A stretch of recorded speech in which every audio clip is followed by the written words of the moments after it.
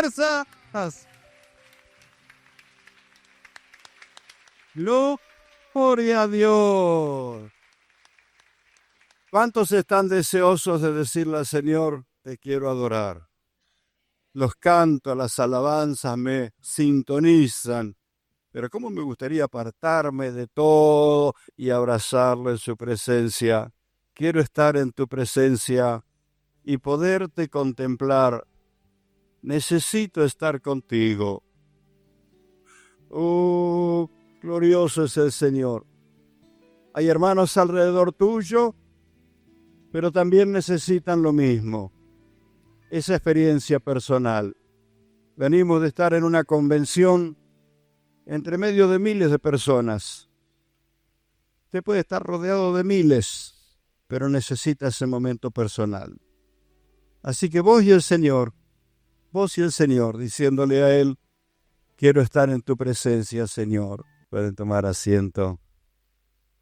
Les conté que una ancianita, nuestra primera iglesia, me decía, pastorcito, usted no sabe cómo, espero que usted predique. Y le digo, abuela, ¿a usted le gusta cómo predico? No, la verdad que predicas largo, hijo, pero es el único rato que me dejan tranquila, sentada. Así que ahora, como aquella abuelita, quédese sentado, quédese sentadito.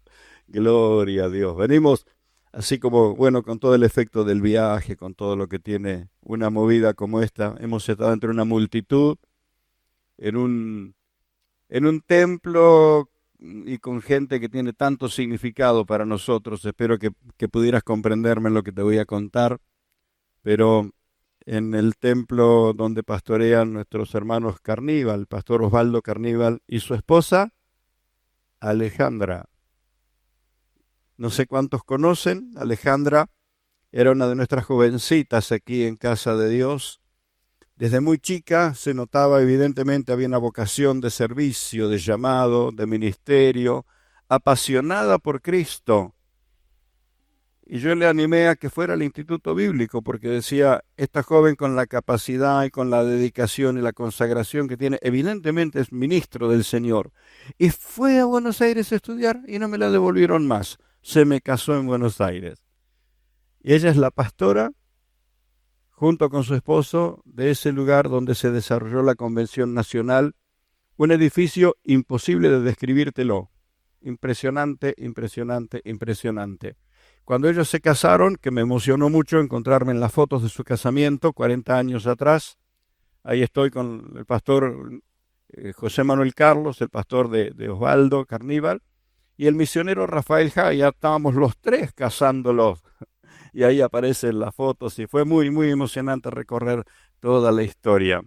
¿Cuántas cosas hay para recordar y gozarse y ver que Dios ha sido fiel haciendo su obra? Amén. Me dicen que el culto de niños, así que vamos a dejar en libertad a los niños para que ellos pasen, Dios los bendiga mucho. Se notó, ¿verdad?, lo que dice el pastor Matías, una ausencia de muchas hermanas. Yo no sé cómo pudieron permanecer en pie hasta el último momento, porque eso terminó cerca de las 9:30 de la noche. Faltaban minutos para terminar. Estuvieron a full todo el tiempo y me encantó que hicieran algo tan significativo. Bueno, muchos de los ministerios de distintas iglesias que participaron ahí nacieron entre hermanas de aquí, hermanas que están trabajando en otros ministerios, así que así como la madre con las hijas, ¿no es cierto?, disfrutando en ese escenario. Me encantó y les felicito el trabajo de organización, la preparación. ¿Sabe qué? Yo de costura no sé nada, pero me di cuenta cómo han trabajado con esos uniformes, con esas ropitas, con cuánto trabajo hay, cuánta dedicación, y me encantó que pusieran toda la garra. Pero ¿qué te quiero contar? Mira, esto que anoche vimos ahí, en la puerta del distrito, quiero decirte que cuando vine a Rosario para que algún lugar significativo como ese nos prestara un poquito de atención, que no lo hicieron nunca en aquellos años, era una cosa imposible. Pero hoy, ver cómo están abiertas las puertas, no solo en el municipio, sino que allí en Buenos Aires estábamos viendo testimonios del pastor Adrián Cerruti de Cañada de Gómez, que también nos toca muy de cerca esa obra, eh, con el gobernador, con los intendentes de Cañada de Gómez, de Carcarañá y de otras localidades más, algunos de ellos convertidos, entregados al Señor. Algunos de ellos todavía no están bautizados, pero el intendente llama a todos sus empleados en la mañana y dice: nadie sale a trabajar sin que tengamos la bendición del cielo, y les da una palabra que el pastor le mandó y oran juntos. Impresionante, impresionante.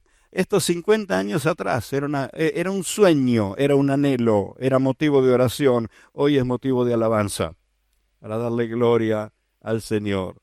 Aleluya. Yo tengo un poquito de eco aquí, si me bajas el agudo, ponemos un poquito de medio, más bien grave. Aleluya. Venimos emocionados, porque entre toda esa multitud de gente me encontré con hermanos con quienes fuimos compañeros cuando éramos jóvenes, nos acordamos cuando éramos jóvenes en el seminario, pero no solo eso, encontrarnos con testimonios de dónde andan algunos de nuestros chicos. Sabe que al punto extremo del país donde usted mire, hay gente que nació aquí. Ahí en lo último de la tierra, en el Calafate, la nuera del pastor es una joven que creció aquí en nuestra iglesia. La hermana Raquel, ya llevan varios años de casados y son el puntal en la iglesia de su suegro, con un ministerio muy, pero muy poderoso. Y al norte encuentro con los pastores de Jujuy y me hablan de otra hermana que la hemos criado así de chiquitita, ya grande. Luego fue al seminario, luego se casó y allí está en Jujuy ministrando del Señor. Y también a quien la mayoría de ustedes no conocieron, a Verónica, no se va a olvidar nunca, pues se llama Verónica Castro, le coincide Verónica Castro. Esta es nuestra Verónica Castro, está en Misiones, en Posadas Misiones con su esposo, su apellido de casada es Serva, pero para donde mires hay gente que tuvo que ver con este altar. Y uno de los predicadores ahí en la convención, muy, muy emocionados, el pastor David Sensini, hijo de nuestro hermano Oscar Sensini, hay una emoción muy particular cuando me encuentro con ellos, porque él tendría unos 9, 10 años cuando ellos se congregaron aquí con nosotros. Y su hermana no olvida nunca, Judith, me dice: yo tenía 8 años cuando íbamos a su iglesia, pastor, y no olvidé nunca el afecto que yo recibí de mis hermanos. Hoy son siervos del Señor con un ministerio extendido, poderoso, hermoso, y David estuvo predicando en esa convención. Ellos están haciendo un trabajo en la conquista, en el ministerio carcelario, tienen todo el respeto y el apoyo de las autoridades. ¿Qué estoy diciendo con esto? Que los vimos crecer, los vimos nacer y vimos cómo Dios los llevó a distintos lugares y cómo Dios está usando sus vidas. El contexto de o el centro de nuestro mensaje tiene que ver con una verdad que Jesús dijo: los postreros serán primeros y los primeros serán postreros. ¿Quiénes fueron los primeros en extender el reino de los cielos? ¿Quiénes fueron los primeros en vivir la llenura del Espíritu Santo? La iglesia primitiva. Ellos fueron los primeros y crecieron, así como el pastor Matías nos contaba, el inicio de la iglesia y el desarrollo de la labor misionera y la primera etapa del trabajo. Ellos fueron los primeros y nosotros somos los postreros en el tiempo. Nosotros estamos jugando tiempo de descuento, ya el partido se termina. Por eso cuando algunos hermanos dicen: Dios está comenzando, yo quisiera decirle: avívense que Dios está terminando, no está comenzando. Está terminando. Metete ya porque esto se está terminando. Esta es la última etapa, este es el último momento, esta es la última oportunidad de experimentar eso glorioso que Dios hace. Y que el reino de los cielos se está conociendo en toda la tierra, en toda la tierra. Y entonces nos tocó vivir esa etapa, la etapa de los postreros, pero que hoy es incontable. Si se escribiera una crónica, así como se escribió el libro de los Hechos de los Apóstoles, contando de los ministerios, de los milagros, de los obreros, de los líderes, de los misioneros, de los apóstoles, si hoy se escribiera, sería imposible poderlo escribir. ¿Por qué? Es que es que está en absoluto y pleno cumplimiento lo que el Señor dijo: este evangelio será predicado en todo el mundo. Fue emocionante ver a los misioneros en parte de la convención. Es un momento que tenemos, todas las convenciones tenemos un momento de oración por los misioneros y se presentan allí, se dan informes y por ahí los números me bailan en la cabeza, pero hay más de 53 países del mundo que están siendo alcanzados por misioneros argentinos. Algunos de esos países donde no se puede decir cuál es el país porque está en riesgo la vida del misionero, sí que ha habido hermanos de aquí, de Argentina, que abrazaron el riesgo de ir como misioneros a lugares donde saben que están exponiendo su vida en peligro. Por eso cuando nos hacen alguna visita, se hace tanta recomendación de que no saque fotos, porque es común que hoy uno saca fotos, la envía por las redes sociales, le cuenta a los amigos, y ustedes no saben qué lío está metiendo ese misionero.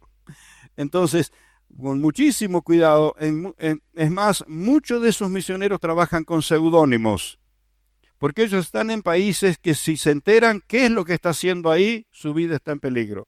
Lo mínimo que va a pasar es que lo van a deportar de vuelta a Argentina, lo mínimo, o que lo van a echar de sus fronteras, lo mínimo, pero de ahí en más puede pasar de todo. Entonces, hoy, en este momento, con países con alto grado de peligrosidad para la predicación del Evangelio, ahí tenemos familias hermanas. Ahí. Contra viento y marea. Contra viento y marea. Más de 53, 54 proyectos, ¿verdad? 90 me coincidía en la cantidad de grupos de fe que tenemos en Casa de Dios con la cantidad de misioneros, 94 misioneros, 94 familias de misioneros en el mundo, en distintos lugares. Y la obra del Señor creciendo, creciendo, creciendo. Los datos que nos dieron allí es impresionante, te reflejan clarísimo que Dios está llevando al absoluto cumplimiento lo que dijo desde el principio. Lo que el Señor dijo desde el principio. Así que todo lo que vemos en el libro de los Hechos de los Apóstoles, todas las enseñanzas del Señor Jesús, ¿por qué volver a esto? Porque estamos en tiempos de riesgos, en tiempos de sentimientos, en tiempos de que percibí, en tiempos de que sentí, en tiempos de que hasta excusas sagradas que el Señor me reveló, y entonces hay una adulteración de la doctrina, adulteración de la palabra del Señor. Tenemos este tipo de peligros. Ya han descubierto, hermanos queridos, que algunas editoriales han tomado la Biblia para venderla más económicamente, pero le cambiaron una cantidad de contenidos, sacando de allí directivas precisas que el Señor había dado para su pueblo. Entonces, estamos en tiempo de peligro, sí, porque el diablo, por un lado, está persiguiendo a nuestros hermanos y por otro lado tratando de confundir la palabra, tratando de confundir la doctrina, tratando de desanimar y a veces de meter corrientes que tienen más que ver con una actividad social o de la moda o modalidades que no tienen que ver con el Evangelio en sí. El Evangelio es arrepentimiento del pecado, es aceptar el perdón glorioso de Cristo Jesús y es vivir llenos del Espíritu. Esto es lo central. Esto queda establecido en las enseñanzas de Jesús. Por eso, cuando Juan el Bautista viene para presentar a Cristo, ¿cuántos recuerdan su mensaje? Agresivo y duro, Era un llamado al arrepentimiento, pero nada de hermano querido, voy a orar por ti. No, Juan el Bautista decía: generación de víboras, arrepiéntanse. Duro, frontal, durísimo. Porque claro, en aquellos días imperaban modalidades religiosas opositoras a Cristo. Por eso Juan, que viene para presentarlo, ya viene diciéndole: no se hagan los locos porque van a perder.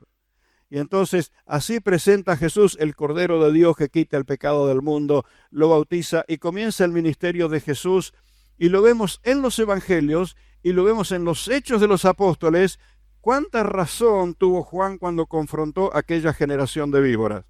Porque eran los que intentaron detener a Cristo, fueron los que persiguieron a los apóstoles, fueron los que maltrataron a la iglesia. Evidentemente estaban metidas la generación de víboras de aquel tiempo. Pero qué lindo, si Juan apareciera hoy, estaría encantado contigo. Es más, yo digo esto y a mucha gente le cuesta entenderlo. A cualquiera, cualquiera. A ver, ¿quién se siente pequeño? Por humildad o por lo que sea, se siente. ¿Quién se siente pequeñito en Cristo? Yo en Cristo quisiera ser más grande. Yo me siento. ¿Quién se siente pequeñito? ¿Quién? Bien. Bueno, cualquiera de ustedes que levantó la mano. Yo siento a Juan, si pudiera hacerlo, siento a Juan el Bautista al lado tuyo. Siento a Juan el Bautista al lado tuyo. Soportalo. Porque él comía miel silvestre, él comía langostas, no usaba cepillo de dientes, no había dentífrico en aquellos días, vestía piel de camello, ¿viste? No había desodorante. Así que bueno, ¿lo soportás a Juan? ¿Lo soportás? Ahora yo te pregunto, ¿quién admiraría a quién? Juan el Bautista sentado al lado tuyo. Oh, Ivana, sentadito ahí Juan el Bautista. Míralo. La pregunta es, ¿quién admira a quién? ¿Qué es la lógica? Si dijéramos, aquí en esta puerta está entrando Juan el Bautista. ¿Sabes qué dijo Jesús? El más pequeño en el reino de los cielos es mayor que él. Así que Juan te estaría admirando. Juan estaría diciendo, ¿cómo es esto de haber recibido el bautismo del Espíritu Santo? ¿Cómo es esto de congregarte con hermanos que adoran al Señor? ¿Cómo es esto de extender el reino? Yo no pude con aquella generación. ¿Cómo es que vos estás viviendo esta dimensión de Juan te estaría admirando? Sin embargo, fue tan necesario en aquel momento para marcar la transición entre el antiguo tiempo y la llegada del Señor. Y a Jesús no le fue nada fácil entregar el Evangelio. En una manera de explicarlo, en una ocasión decíamos, las enseñanzas de Jesús son como la constitución del reino de los cielos. Toda nación tiene su constitución, su declaración de convicciones, de propósito, ¿verdad? Tiene una base escrita donde esa es su constitución, toda nación en el mundo.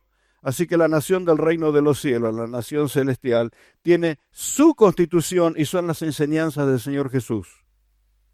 Y Él nos enseñó acerca del Padre, y Él nos enseñó cómo llevarnos entre nosotros, Él nos enseñó a perdonarnos, Él nos enseñó a creer. Jesús instaló la constitución del reino de los cielos y dio su vida para sellarla con su sangre. Y resucitó con gloria y majestad, con gloria y poder. Meditaba días atrás en esta ilustración. ¿Qué tal si se levantasen, si hubiesen resucitado personas que dieron su vida por la patria, que en batallas para liberar el territorio de la nación murieron en guerra? Voy a mencionar uno muy conocido que aparece en algunos cantos, el sargento Cabral. Él, por defender la vida del capitán, por defender a su general, perdió la vida y ahí murió Cabral. Y se cuenta, bueno, la canción Soldado Heroico y todas las cosas que se cuentan. Ahora imagínense que en el día de hoy Cabral resucitara y pudiera tener de vuelta su espada en la mano. Yo no sé cuántos traidores de la patria quedarían en pie. Yo no sé cuántos que abusan de la patria, cuántos que maltratan a los argentinos, cuántos que perdieron todo sentido de patriotismo quedarían en pie. Estoy seguro que Cabral les pondría la espada en la yugular. Y les diría, yo por la patria di la vida. Menos mal que no resucita. Porque si Cabral resucitara queda un tendal. ¿Verdad? Ahora quiero decirte que el que dio su vida para redimirnos y darnos vida eterna, Él sí resucitó. Y la sangre presentada delante del Padre, la sangre de Cristo que nos limpia de todo pecado, no es la sangre de uno que quedó muerto. Es la sangre de uno que resucitó. Está en gloria y majestad y tiene toda autoridad. Por eso a los comprados por la sangre de Cristo es Él el que los defiende. Y dice, yo di la vida por Él. Cuando leemos en el Antiguo Testamento, cuando Dios dice, he dado naciones por ti, ¿qué le diría el Señor al creyente? No te diría que dio naciones, ¿qué dio por ti? dio la vida de Cristo. Y Cristo instaló el reino de los cielos, puso los fundamentos, puso la base. Y lo que vemos en el libro de los Hechos de los Apóstoles es el despegue. Por eso Pedro, cuando a los primeros convertidos les dice las cosas como son: arrepiéntanse, acepten a Cristo y sean llenos del Espíritu. Así que, hermano, ¿te has arrepentido de tus pecados? ¿Te has arrepentido? Y uno permanentemente se está arrepintiendo, porque la perfección absoluta y total la tendremos en el cielo. Vivimos haciendo líos y metiendo la pata por nuestra inmadurez, por lo que fuera. Permanentemente la actitud de arrepentirnos, no de andar defendiendo, sino de arrepentirnos, tiene que ser permanente para ser limpios en la sangre de Cristo, en el poder de la sangre de Cristo. Y nunca tenemos que resignarnos, sino vivir llenos del Espíritu. Y este es un riesgo. Este es un riesgo. ¿Qué fueron entre las corrientes que hubo entre el ámbito cristiano en toda la historia, y la sigue habiendo en este tiempo? Es que la llenura del Espíritu, que el hablar en lenguas, que los dones y que los milagros, fue para aquella generación mentira del diablo. A veces en boca de labios sagrados. Gente que admiramos, que respetamos, que valoramos, pero nos están haciendo creer mentira del diablo. La llenura del Espíritu es para todo el que le cree al Señor. Y quienes estamos viviendo los últimos tiempos, mi hermano, no se conforme sin vivir lleno del Espíritu Santo. Gloria a Dios, porque algo que va a caracterizar la iglesia de los últimos tiempos es exactamente lo mismo que caracterizó la iglesia en sus comienzos. ¿Qué fue lo que caracterizó la iglesia en sus comienzos? La llenura del Espíritu, la vida en el Espíritu. ¿Qué es lo que caracterizó la vida de los apóstoles? La llenura del Espíritu, la revelación del Espíritu y la fortaleza del Espíritu de Dios en sus vidas. Y este es el plan de Dios, este es el fundamento de la iglesia de Cristo. Ahora, no vivimos en el comienzo.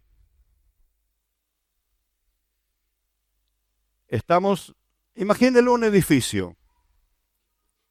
No sé cómo ponerle altura al edificio, vamos a contarlo por siglos. Estaríamos en el piso 21, ¿verdad? Si lo contamos por siglos, estaríamos en el piso número 21. No sé, un edificio de 21 pisos, ¿a qué distancia está la parte de arriba con la base? Pero sea como fuese, a la altura que llegue, no sé, los edificios más altos en Argentina, tengo entendido que hay uno de 45 pisos o de 52 pisos. No recuerdo tener otro dato. La cosa es que, por más alto que vaya, nunca tiene que desplazarse de la base. Por eso ahora con los elementos modernos, tal vez no se vea tanto, pero usted habrá visto en muchos edificios una cuerda que viene desde allá arriba a un contrapeso que está a centímetros del piso. ¿Qué está marcando eso? La línea de donde está la base. Vamos para arriba, pero siempre a donde está la base. Si en un edificio se olvidaran del punto donde está la base y comienzan a sacarlo hacia afuera, bueno, hace poquito hubo una catástrofe porque alguien tocó la base del edificio. A alguien se le ocurrió romper la base de un edificio y hubo un desmoronamiento gravísimo, un derrumbe, ¿verdad? ¿Qué quiero decir con esto? Año tras año, década tras década, crecemos y crecemos en el ámbito del Evangelio, al punto que qué emoción es encontrar que gente nuestra está sirviendo al Señor en lo último de la tierra. Que gente que las vimos convertirse acá, que hemos orado juntos en este altar, están conmoviendo el país. Mañana lunes, al mismo tiempo que nosotros aquí en Rosario estaremos haciendo la marcha de Camino con Jesús, en Buenos Aires va a estar desarrollándose una actividad que se llama la Noche Gospel. Y eso lo organiza, ¿quién? Alguien a quien en broma le digo que es mi yerno espiritual, porque está casado con una hija espiritual mía, el pastor Osvaldo Carníbal. Comenzaron años atrás y esto va creciendo al punto tal porque invitaron artistas a participar. El año pasado hubo un grupo importante de artistas cristianos, pero se interesaron otros artistas que no se congregan en una iglesia. Y salieron a invitarlos y les abrieron las puertas. Y mañana va a arrancar con un coro de 1000 voces. Arranca ese evento, 1000 voces, me imagino va a temblar todo. Voces, personas, artistas cantando, dándole inicio a esa celebración. Y se fueron enterando otros artistas y quisieron participar, y hay más de 1000 artistas involucrados para mañana. ¿Y cuál es la emoción particular que tengo? Que ahí están mis hijos en el Señor organizando esa movida. Y si miro para el sur, al extremo de la tierra, ahí tenemos hijos. Y si miro hacia el norte, tenemos hijos. Y si miro para donde mire, gente que la vimos convertirse aquí en este altar. ¿Sabe qué significa? Que el Señor está tomando y el Señor está moviendo su obra. Mire, África, conmovida, sacudida por Fabiana Llamas.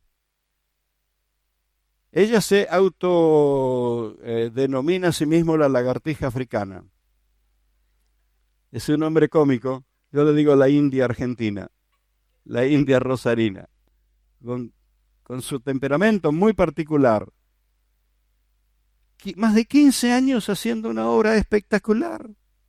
Otros argentinos, y que me emocionó enterarme que también alguien que yo no recuerdo si la tuve en brazos por la edad, pero la habré visto aprender a caminar, también relacionada con una obra en el Congo, en la República Democrática en el Congo, donde están haciendo los misioneros una obra espectacular, tremenda.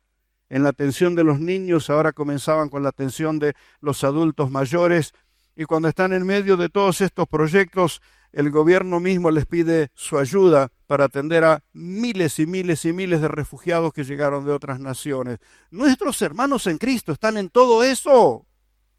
Por esto, alza tus ojos para orar por los misioneros, para orar por los hermanos que están haciendo esas cosas tan grandes en la obra del Señor. Y si el Señor te dice, vení que cuento con vos, no le tengas miedo. Algo que entendí estos días es que las personas que tienen un llamado del Señor no debe asustarse. Aunque un llamado signifique renunciamiento, aunque un llamado signifique riesgo, aunque un llamado significa destierro o soltar, pero voy a animarte a que hagas esto. Siempre tené tus ojos en el que te llamó. No solo a qué te llamó, sino tener los ojos en el que te llamó. Porque cuando Dios llama, Dios respalda. Y aquí lo vemos a través del tiempo. Entonces, ¿qué quiero mostrarte? Vemos en los Hechos de los Apóstoles la iglesia primitiva parada, edificándose sobre los fundamentos que Jesús instaló. ¿Verdad? ¿Creció a través de los siglos? Sí, creció. Con persecuciones, con ataques del maligno, con acechos de las tinieblas para confundir la doctrina, para desalinear la vida de consagración y de entrega de los creyentes. Acechos. Recuerda, todo cumplimiento tiene su confrontación. Pero el Señor nos ha mantenido. ¿Y cuál es el éxito? Estar plantado sobre el fundamento. Entonces usted va a ver edificios altísimos. Ahora por los medios modernos que hay, de pronto una línea láser le da la indicación a los profesionales, pero ¿no es cierto? ¿Han visto alguna vez que baja desde allá, desde la altura, un cable para sostener un contrapeso en un punto, en otro? ¿Sabes qué está marcando? ¿Dónde está el fundamento? No te salgas de lo que está marcando ese fundamento. ¿Y qué es el fundamento? Es Cristo. Es su palabra, es el poder de la sangre de Cristo, es la llenura del Espíritu Santo, esa actitud de arrepentirnos cuando nos hemos equivocado, arrepentirnos. Ese es el fundamento. Si estás dentro del fundamento, no tiene límite lo que vas a construir. Pasan los años, pasan los siglos. Algo que charlábamos con nuestro hermano Matías Gómez días atrás. Decíamos, en todo lo que vemos de los Hechos de los Apóstoles, revolucionario, creciente la iglesia. Estaban en su primera etapa. Ellos no tenían la experiencia porque ellos estaban abriendo caminos. Sin embargo, nosotros hoy tenemos para decir, hemos estado abriendo caminos, porque en el libro de los Hechos de los Apóstoles no se habla de un colegio que tuvo 30 años de existencia. Y Casa de Dios es mamá de un colegio, es mamá de otros ministerios. ¿Qué significa esto? Que vamos ya por los pisos de más arriba. ¿Y hay para seguir edificando? Sí, hay para seguir edificando. Y pastor, ¿qué tiene que ver este dato? Este dato va acompañado de una pregunta. ¿Con quién cuenta el Señor para construir hoy los pisos que siguen? ¿Con quién cuenta? Porque en el tiempo pasado lo hizo con Abraham. Después lo hizo con Moisés, lo hizo con Josué, lo hizo con Daniel, con los profetas, lo hizo con el Señor, lo hizo con los apóstoles, lo hizo con la iglesia de primer tiempo, pero todos ellos ya están en la gloria disfrutando allá arriba. ¿Quiénes están sobre la tierra? Cuenta contigo y cuenta conmigo. Amén. Estas cosas, hermanos, tienen su evidencia actual.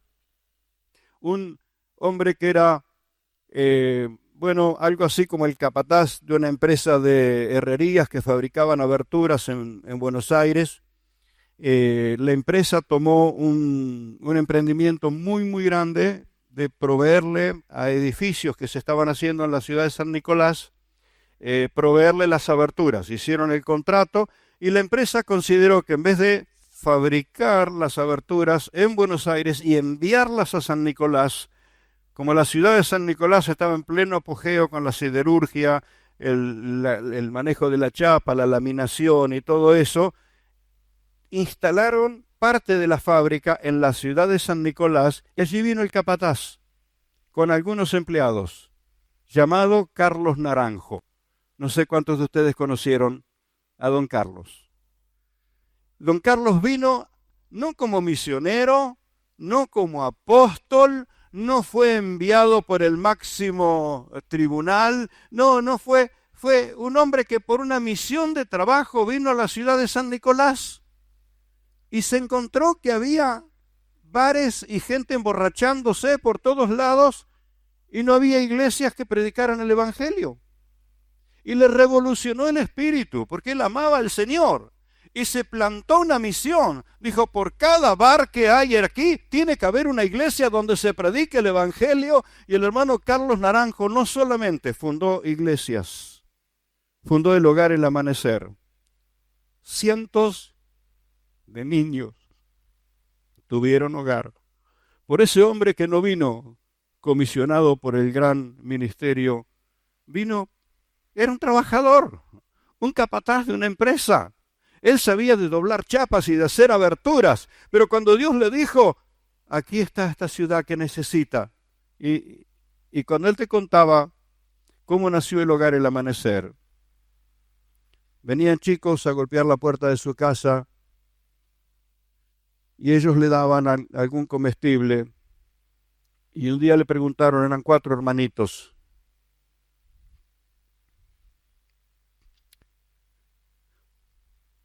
y los chicos le contaron, ellos no tenían hogar, no tenían papá, tampoco tenían mamá.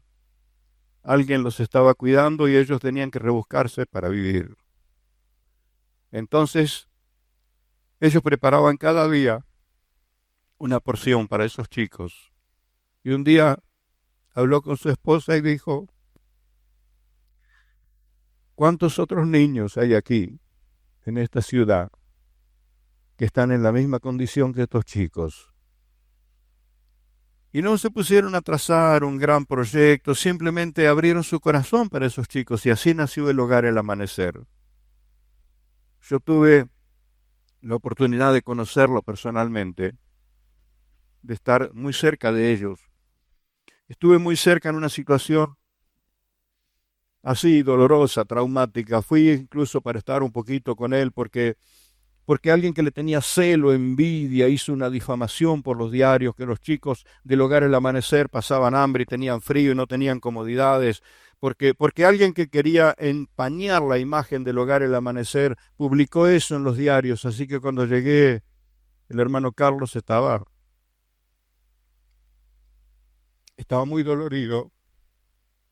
Pero el rato que yo estuve charlando con él, golpeaban la puerta las principales empresas de la ciudad, bajaban de sus camiones, frazadas, alimentos.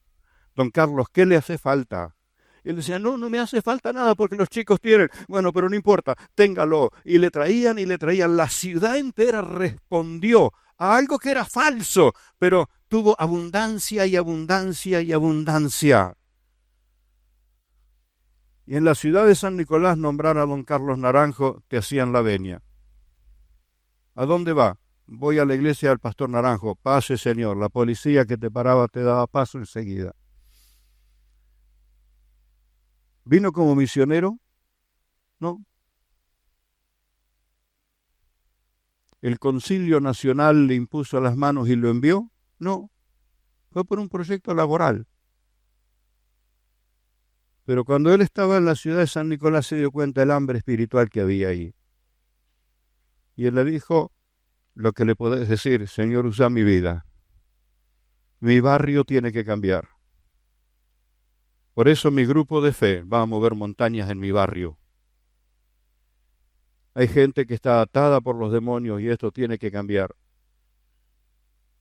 Hay gente que está prisionera de las tinieblas y esto tiene que cambiar. Y no vamos al choque contra la gente, vamos al choque contra las tinieblas. Porque el Señor dijo, las puertas del infierno no van a poder resistir a mi iglesia. Y esto lo vemos, hermanos, en toda la historia. Jesús sentó las bases y las selló con su sangre. Y la iglesia en los Hechos de los Apóstoles se lanzó a cumplir lo que el Señor dijo. Y lo desarrolló. Y vemos un ejemplo muy motivador. Pero nosotros estamos ya por un piso más allá arriba. Estamos, no sé si colocando el tanque del agua o qué, pero estamos en el final del edificio. Por eso, cuando comenzás una obra, buscás escombro para los cimientos. Y alguna madera que anda dando vuelta, todo te sirve, pero cuando estás en el final de la obra, refinando y limpiando y listo ya para ser habitada, no, sacame ese escombro de acá, no me dejes esa madera aquí, todo hay que sacarlo y hay que limpiarlo, porque mayor limpieza, mayor orden, porque no estamos en el comienzo, estamos en el final. Entonces, bienaventurado el que comprenda en la etapa en que está y limpia su vida y limpia su corazón y le dice, Señor, dame la oportunidad de seguir los pasos de don Carlos Naranjo. Dame la oportunidad, Señor, en el barrio donde estoy, en el lugar donde estoy. Y voy a concluir diciéndote que será glorioso. Un hombre que no se habla nada de él, de la vida pastoral ni apostólica, llamado Eduardo Verástegui. Un investigador le está contando hasta dónde llegó su investigación y le advirtieron, le dijeron, para el proyecto porque te van a eliminar. Él estaba investigando sobre la corrupción de menores. Eso que me molesta mucho que se le llame trata, porque no es trata, eso es violencia, eso es destrucción, eso es delito, eso es aprovechamiento de la vida humana. Es horrible, no puede decorarse con un lindo nombre. Bueno, este investigador estaba investigando todo eso y lo habla en oídos de este hombre. Y él dice, eso la gente lo tiene que saber, porque no es un dato histórico, eso es una realidad de nuestros días. Chicos que son raptados para vender sus cuerpos, y cuando el desgaste, cuando sus cuerpos están siendo destruidos, los empiezan a vender sus órganos, los matan para vender sus órganos. Esto que está sucediendo sobre la tierra no es algo de la historia, esto es algo del presente. Y este hombre toma la carga en su corazón. Y cuando pide a las empresas cinematográficas que quisieran tomar su libreto, nadie, las principales instituciones cinematográficas del mundo dijeron no. Cuando fue a convocar artistas conocidos de renombre, vieron el libreto y dijeron no. Nadie se quería meter. Era aquel hombre que hizo La Pasión de Cristo no recuerdo ahora su nombre, y se convirtió mientras se rodaba la película. Cuando él se enteró le dijo, ya, mandame el libreto, yo hago ese papel. Y entonces, ¿con qué? Un presupuesto altísimo. Y cuando van a estrenar su película llamada Sonido de Libertad, si no la viste, te animo a que la veas, búscala. Está, creo que en YouTube y en otros lugares más, podés verla. Prepara pañuelos porque te va a matar, te va a partir por dentro, porque esa es la realidad que hoy se está viendo. Y este hombre dice, eso el mundo se tiene que enterar. Y cuando ponen la fecha para estrenar su película, coincide con el Día de la Libertad en Estados Unidos, con los estrenos de la película de Indiana Jones. Famoso. Entonces, ¿qué posibilidad tenía de conseguir, bueno, alguna sala de cine donde estrenarla?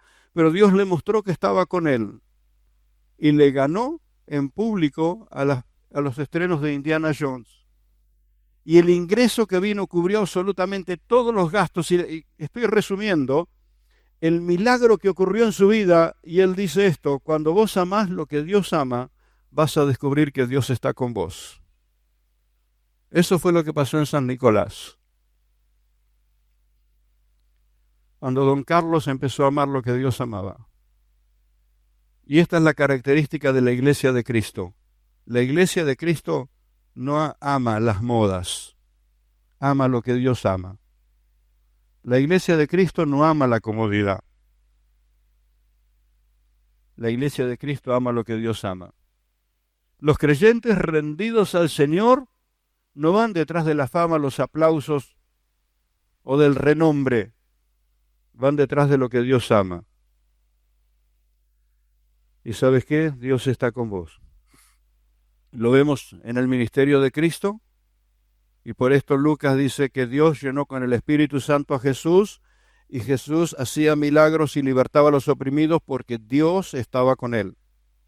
De la misma manera, Dios está con todos los que se meten en lo que Dios ama. Yo te digo esta mañana, ¿aceptás un desafío así? ¿Aceptás un desafío?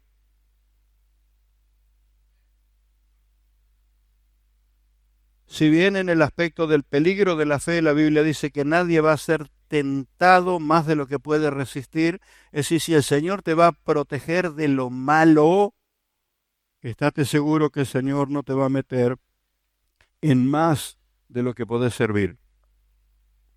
Si en el pecado te va a cuidar de que no seas tentado más de lo que podés resistir, en la consagración no te va a meter más de lo que puedas servir. Pero quiero animarte a que le digas: Señor, esta mañana yo reviso mi vida, tengo plantado mis fundamentos, creo en Cristo, en el poder de la sangre de Cristo. Vivo entregándome para ser lleno del Espíritu. Ahora, Señor, en ese edificio sagrado, santo que es tu iglesia, en la redondez de la tierra, porque nosotros somos solo una congregación.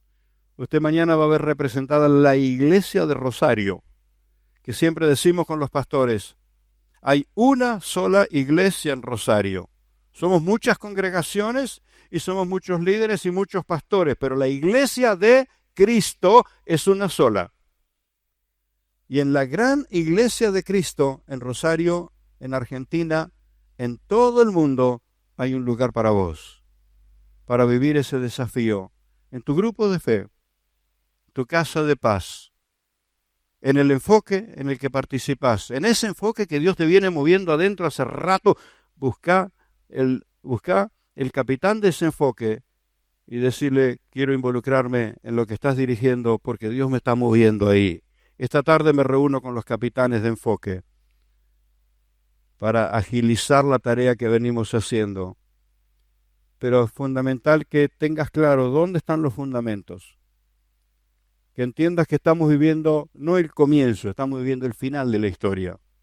Gloriosa, maravillosa. Y entonces tengas confianza que los fundamentos están bien puestos en Cristo Jesús. Amén. Le decimos al Señor: toma mi vida en tus manos. Quiero vivir esa experiencia, Señor. Tal vez no me lleves a África, ni me lleves a Asia.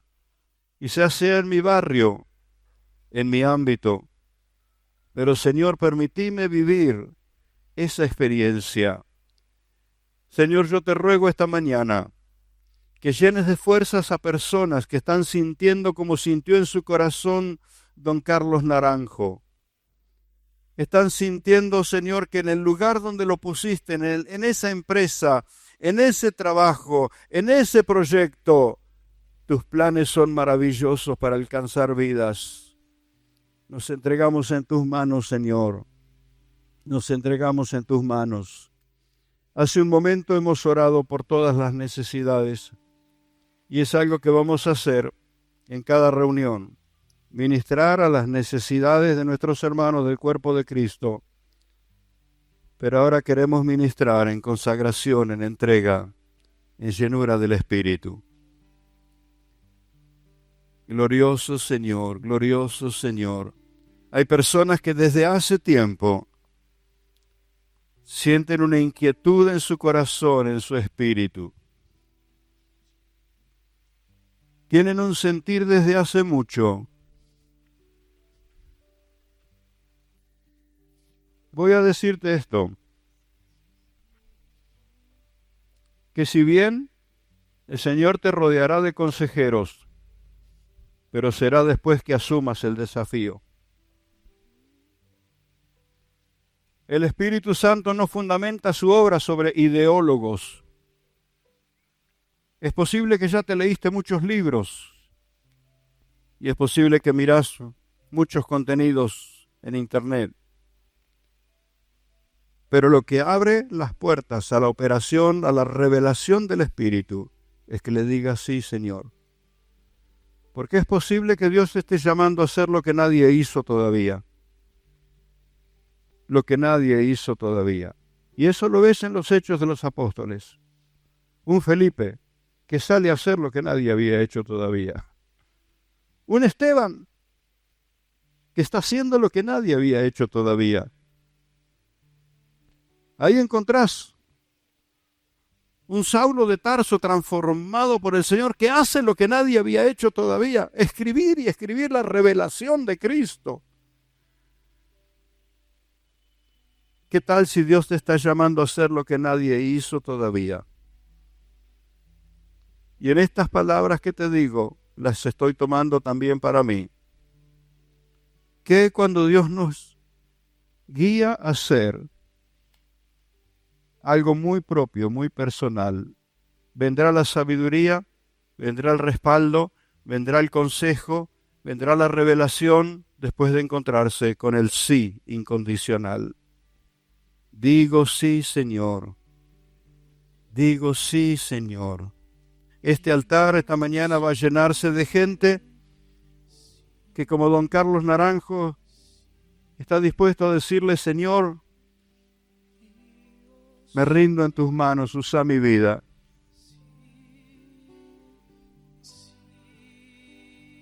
Él multiplicará tus fuerzas, traerá los recursos que nunca viste, te abrirá las puertas que no imaginaste. Pasará el tiempo y comprenderás la emoción de tu pastor, que Dios nos ha permitido ver cómo la obra crece y cómo ha llevado gente a un lugar y a otro y a otro y a otro y a otro. Todo parte desde un sí genuino.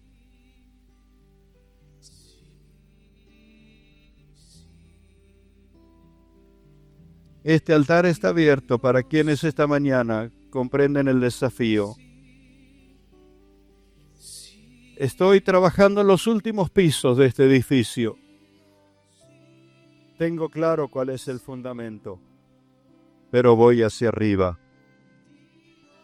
Sí.